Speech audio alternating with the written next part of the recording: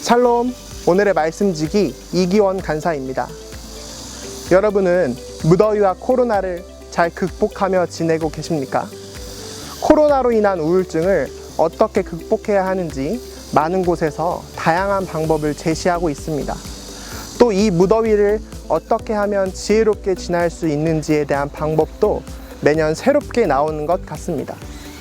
그렇지만 그러한 다양한 방법들 속 실제적으로 코로나와 무더위를 지혜롭게 이겨낼 방법은 몇 가지 되지 않습니다. 오늘 말씀에서 바울은 고린도 교회 성도들이 가지고 있던 헛되고 많은 생각들에 대하여 지적하며 그리스도인이 진짜 새겨야 할 한 가지가 진정 무엇인지를 가르쳐주고 있습니다.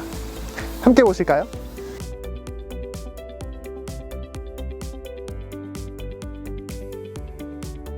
고린도후서 10장부터 13장까지의 내용에는 고린도 교회 내에서 바울의 사도권을 공격하는 무리에 대한 바울의 변론이 나옵니다. 이 당시 고린도 교회에는 바울의 사도권에 전적으로 순종하는 성도들이 많았지만 바울의 사도권과 건의에 대하여 이의를 제기하는 무리들도 있었습니다. 그들이 바울의 사도권에 대해 제기한 문제는 오늘 말씀 속 첫 부분에 나옵니다. 너희를 대면하면 유순하고 떠나 있으면 너희에 대하여 담대한 나 바울은. 그들은 편지로는 담대하고 능력 있지만 대면하였을 때는 유순한 모습인 바울의 모습이 영적 권위자의 모습일 수 없다고 공격하였습니다. 또 바울이 방문 시기를 계속해서 연기하는 것이 육체를 따라 행하기 때문이라며 그의 사도직에 대하여 강한 이의를 제기합니다. 이러한 조금 억지스러운 공격에 대해 바울은 그 무리에게 성을 내고 질책하는 것이 아닌 온유와 관용의 모습으로 자신의 육체의 약함에 대하여는 인정하지만 육체를 따라 행하며 싸우지는 않았다고 이야기합니다. 그러면서 자신은 육신에 속한 무기를 통해 싸우기보다는 하나님의 능력에 전적으로 의지하여 싸웠음을 강조합니다. 그리스도인은 육체의 힘과 능력으로 싸우는 것이 아닌 어떤 견고한 진과 이론도 무너뜨리는 하나님의 능력을 무기 삼아 사는 존재라는 것입니다. 또한 이 당시 고린도 교회에는 겉모습, 즉 눈이나 귀로 직접 들리는 능력으로 많은 것을 판단하는 문제가 있었습니다. 고린도 교회의 무리들은 바울의 볼품없는 겉모습을 보며 판단했고 이에 대하여 바울은 겉모습으로 자신을 판단하는 것이 옳지 못하다는 것을 지적합니다.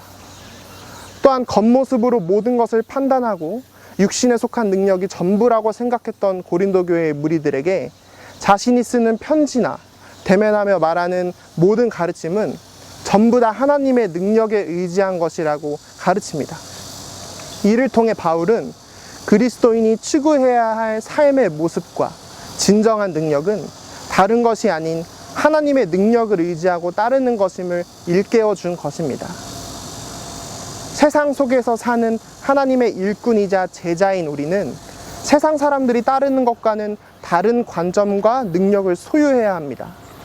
세상은 우리에게 더 많이 보여주고 더 많이 쌓아놓으라고 이야기합니다. 그리고 그 능력을 소유하지 못한 사람들을 판단하며 패배자라고 손가락질합니다. 그러나 그리스도인은 이러한 능력을 쫓아 살아가는 존재가 아닙니다.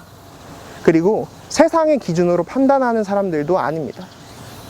그리스도인은 오직 모든 세상의 것을 무너뜨리시며 진리를 세우시는 하나님을 신뢰하고 그의 능력에 힘입어 세상을 살아가는 자들입니다. 그리고 바울이 고린도 교회 성도들에게 보여준 온유와 관용의 모습으로 이웃을 사랑하고 인내하는 자들입니다.